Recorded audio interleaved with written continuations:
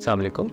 इस वीडियो में हम बात करेंगे इरिटेबल बाउल सिंड्रोम या आईबीएस के बारे में। आईबीएस के बारे में हम गैस्ट्रोएंटरोलॉजी ओपीडी में पेशेंट्स देखते हैं, उसमें काफ़ी नंबर हम आईबीएस के पेशेंट्स का देखते हैं और पेशेंट्स जो उनको इसके बारे में अवेयरनेस भी होती है।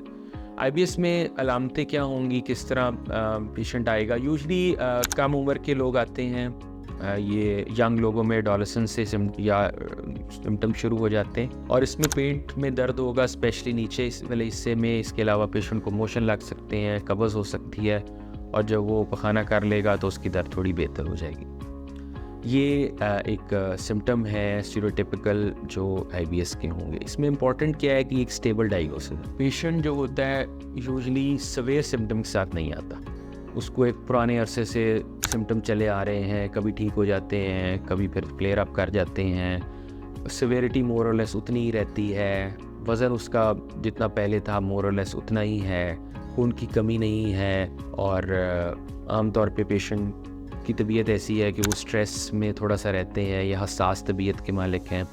तो ये कुछ पैथोगनोमिक फ़ीचर्स हैं जो कि इरिटेबल बाउल सिंड्रोम में हो सकते हैं। अब इसकी कैसे तशख़ीस की जाती है? सबसे इम्पॉर्टेंट तो क्लिनिकल इसमें हिस्ट्री है। जैसे मैंने बताया कि स्टेबल डायग्नोसिस है, स्टेबल हिस्ट्री होगी, कोई ऐसी अलामात नहीं होंगी कि बीमारी बहुत शदीद है या बढ़ रही है। दूसरी ये है कि इसमें कुछ बेसिक टेस्ट किए जाएंगे। इसमें खून की कमी का टेस्ट हो सकता है, थायराइड हो सकता है, सीलिएक डिजीज़ गंदम की एलर्जी से कहते हैं, फूस के टेस्ट हैं, वो कुछ किए जाएंगे। अगर वो सब टेस्ट नॉर्मल आ जाते हैं तो फिर एक आईबीएस का डायग्नोसिस बना दिया जाता है, उस हवाले से अद्वियात दी जाती हैं। अच्छा, अद्वियात इसमें सिम्टम्स को ट्रीट करने के लिए दी जाती हैं। जैसे मोशन लगे हुए हैं तो उसकी दवा दे देंगे, अगर कब्ज़ है तो उसकी दवा दे दी जाएगी। और लेकिन पेशेंट को ये बताना ज़रूरी होता है कि ये एक ऐसा डायग्नोसिस नहीं है जो कि कम्प्लीटली जिससे पेशेंट छुटकारा हासिल कर लेगा। ये लंबे अरसे तक चलेगा, पेशेंट की दवा अद्वियात चलती रहेंगी। इसके अलावा लाइफस्टाइल मॉडिफिकेशन है, जैसे कुछ लोगों को दूध या दूध से बनी हुई चीज़ों से मसला होता है, वो छोड़ सकते हैं। इसके अलावा जो एक्सरसाइज है दैट इज़ वेरी इंपॉर्टेंट, क्योंकि स्ट्रेस मैनेजमेंट में वो रोल प्ले करती है।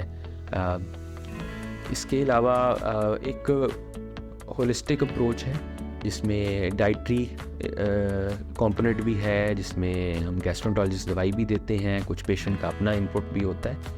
तो इसको लेके चलते हैं तो आईबीएस जो है वो एक कंट्रोल में रहता है। लेकिन पेशेंट को ये पता होना चाहिए कि ये ऐसी चीज़ नहीं है जो कम्प्लीटली ठीक हो जाएगी। इसकी फ्लेयर अप हो सकती है, बाद में भी हो सकता है और ये आपको बार बार डॉक्टर के पास आना पड़ सकता है। बहुत शुक्रिया।